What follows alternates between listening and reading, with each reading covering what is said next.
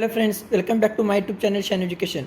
Friends, today's subject is Indian history and today we are discussing about Quit India movement. Friends, इससे पहले मैंने Indian history के बारे में government of Indian act 1935, Lahore session, Karachi session, Simon commission, ये सभी video upload किए। Civil disobedience movement, आप सभी वीडियो का लिंक आप डिस्क्रिप्शन में चेक कीजिए। साथ ही साथ जो भी आज हम डिस्कस करेंगे उसका पीडीएफ भी मैंने मेरे टेलीग्राम चैनल पर दे दिया, वो भी चैनल आप ज्वाइन कर सकते हैं, उसका लिंक आप डिस्क्रिप्शन में चेक कीजिए। तो स्टार्ट करते हैं आज का topic, quit India movement 1942। Introduction.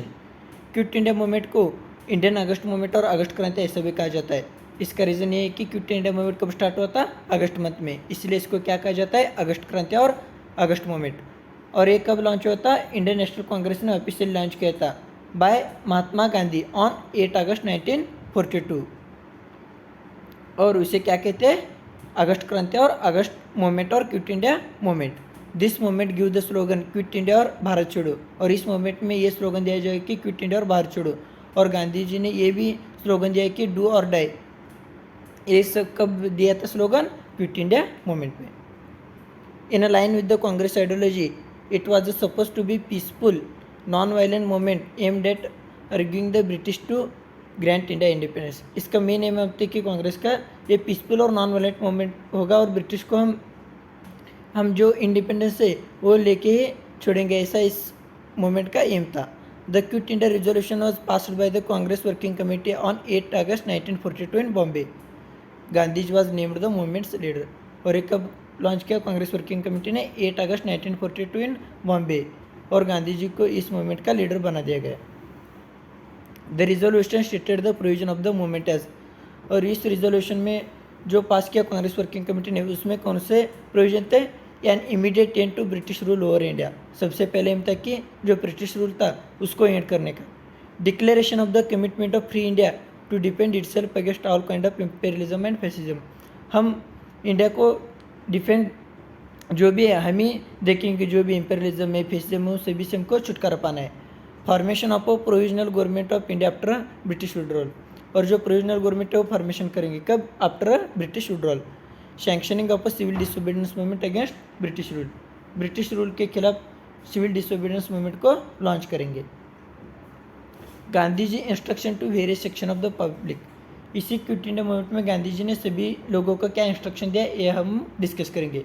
उन्होंने कहा कि गवर्नमेंट सर्वेंट को do not resign your job but proclaim your loyalty to Indian national Congress. Gandhi ji ने जो गवर्नमेंट सर्वेंट थे उनको कहा कि आप रिजाइन मत कीजिए अपने पोस्ट से, अपने जॉब से, लेकिन आपको इंडियन नेशनल कांग्रेस से लॉयल रहना है। उन्होंने सोल्जर को कहा कि be with the army but refrain from firing on compatriots. आप जो ब्रिटिश है उनके साथ रहे, लेकिन जो हमारे लोगों के बीच में फायर मत करना। Peasants pay the agreed upon rent if the landlords zamindar are anti government. अगर जमींदार और लैंडलॉर्ड एंटी गवर्नमेंट होंगे तभी उनको पेमेंट देने का। स्टूडेंट को उन्होंने इंस्ट्रक्शन दिया कि can leave studies if they are confident enough. अगर आप कॉन्फिडेंट है तो आप स्टडी को छोड़िए। प्रिंसेस को उन्होंने कहा कि support the people and accept the sovereignty of them. जो प्रिंसेस थे उन लोगों को उन्होंने कहा कि आपको क्या करना चाहिए? एक्सेप्ट करना चाहिए सॉवरेनिटी ऑफ द पीपल। और जो पीपल ऑफ प्रिंसेस स्टेट थे उनको उन्होंने कहा कि support the ruler only he is the anti government. आपको प्रिंसेस को तभी सपोर्ट करना है कि जब वो एंटी गवर्नमेंट होगा। Declare themselves as a part of the Indian nation. ये गांधी जी ने सभी लोगों को इंस्ट्रक्शन दिया। अब हम देखते हैं causes of quit India movement. Why was it launch? Quit India movement क्यों लॉन्च किया गया? क्विट इंडिया मूवमेंट से पहले सेकेंड वॉर स्टार्ट हुआ था कब? 1939। And Japan which was a part of the axis power that were oppose to the British in the war were going on to the north eastern frontier of India. जो second world war start हुआ 1939 में, तभी Japan था वो British के खिलाफ थी axis power में। वो हमारे जो नॉर्थ ईस्टर्न फ्रंटियर पर आने लगे, उसको अपोज करने के लिए हमारे लोगों ने क्विट इंडिया मूवमेंट को लॉन्च किया। The British had up down there territories in south east Asia and had left their population in the lurch. जो ब्रिटिश थे उन्होंने साउथ ईस्ट एशिया में अपने जो टेरिटरी थे उनको अप डाउन किया and left their population in the lurch. This act did not garner much faith among the Indian population who had doubt about the British ability to defend the Indian against the axis power. Gandhi ji also believed that if the British left India, Japan would not have enough reason to invade India. Gandhi ji को ये भी believe होने लगा कि अगर British India को left होंगे तभी जापान जो कंट्री था वो हमको इन्वेड नहीं करेगा। और जब वार स्टार्ट हुआ तभी जो इसेंशियल कमोडिटी थे इसका भी प्राइस राइज होने लगा, इसीलिए लोगों को ब्रिटिश गवर्नमेंट के खिलाफ एंगर था। The failure of the Cripps mission to guarantee any kind of constitutional remedy to Indian problem also led to the Indian national Congress calling for a mass civil disobedience movement. जो Cripps mission था ये भी हम next video में discuss करेंगे, आगो stopper क्या था, क्रिप मिशन क्या है, वेवल कैबिनेट मिशन, ये सभी। उस जो मिशन था उसमें कॉन्स्टिट्यूशनल रेमेडी कोई नहीं दिया इंडियन प्रॉब्लम सॉल्व करने के लिए, तो इंडियन नेशनल कांग्रेस ने मास सिविल डिसोबीडियंस मूवमेंट को लॉन्च किया। अब हम देखते हैं response to Quit India movement. The British government respond to the call of Gandhi by arresting all major Congress leader the very next day. जब क्विट इंडिया मूवमेंट लॉन्च किया तो सभी नेक्स्ट डे सभी जो इम्पोर्टेंट लीडर थे कांग्रेस के उन सभी लोगों को अरेस्ट कर दिया गया। Gandhi ji, Nehru ji, Patel were all arrested. This left the movement in the hand of the younger leader like Jayaprakash Narayan and Ram Manohar Lohia. New leader like Aruna Asaf Ali emerged out of the vacuum of leadership. तो नए जो यंग लीडर थे वो इस मूवमेंट से एमर्ज हुए, like Jayaprakash Narayan, Ram Manohar Lohia, Aruna Asaf Ali. Over 1000 people were arrested in the connection with this movement. इस movement में 1 लाख पीपल को अरेस्ट किया गया। The government resorted to violence in order to quell the agitation.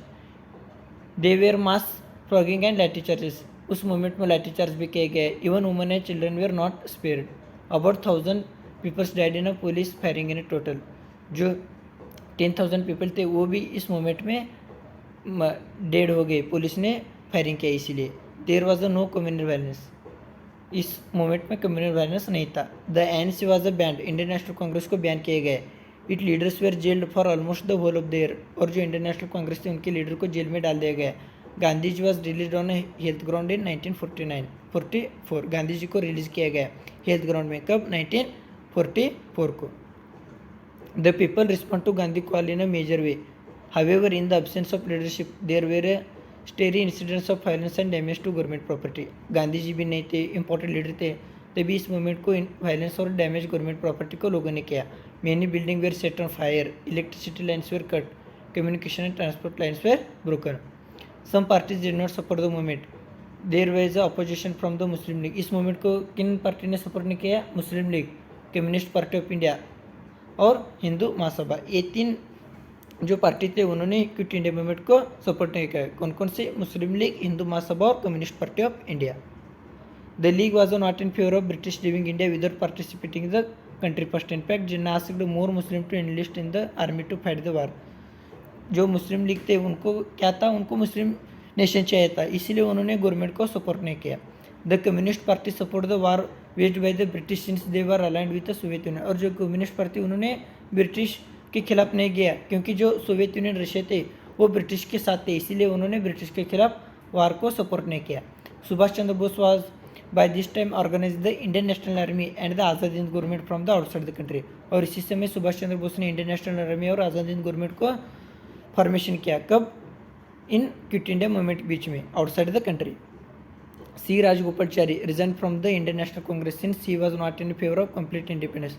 और जो सी राजगोपालचारी थे वो इंडियन नेशनल कांग्रेस से रिजाइन किए थे क्योंकि वो कंप्लीट इंडिपेंडेंस के फेवर में नहीं थे। In general the Indian bureaucracy did not support the Quit India movement. और जो इंडियन ब्यूरोक्रेसी थे वो उन्होंने भी क्विट इंडिया मूवमेंट को सपोर्ट नहीं किया। There were strikes and demonstration all over the country. और उसी समय स्ट्राइक और डिमॉन्स्ट्रेशन थे all over the country. Despite the communist group lack of support to the movement, worker provided support by not working in the factory. जो communist group थे वो इस movement को सपोर्ट नहीं किया, फिर भी जो वर्कर थे वो इस मूवमेंट को सपोर्ट किया by not working in the factories. In some places parallel governments were also set up. और कुछ जगहों में पैरेलल गवर्नमेंट सेटअप किया, like Ballia, Tamluk, Satara. The chief area of this movement were UP, Bihar, Maharashtra, Midnapore and Karnataka. The movement lasted till 1940। अब हम देखते हैं importance of quit India movement और उसका सिग्निफिकेंस क्या है, हम क्विट इंडिया मूवमेंट से क्या अचीव किया। Despite heavy handed separation by the government, the people were unfazed and continue their struggle. जो गवर्नमेंट ने इसको सेपरेशन किया फिर भी लोगों ने स्ट्रगल किया। Even though government said that independence could be granted only after the end of war, the movement Drew home the point that India could not go without the support of Indian. जो British government थे उन्होंने कहा कि हम जो वार खत्म होगा तभी हम इंडिपेंडेंस देंगे, फिर भी उनको लगने लगा कि विदाउट सपोर्ट ऑफ इंडियन वो इस हमारे लोगों में गवर्नमेंट नहीं कर पाएंगे, गवर्न नहीं कर पाएंगे।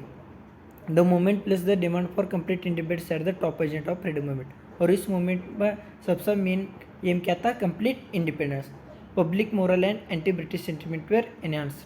और जो पब्लिक मोरल थी और एंटी ब्रिटिश सेंटिमेंट थी वो भी एनहांस हो गया। Thank you friends, please subscribe shine education.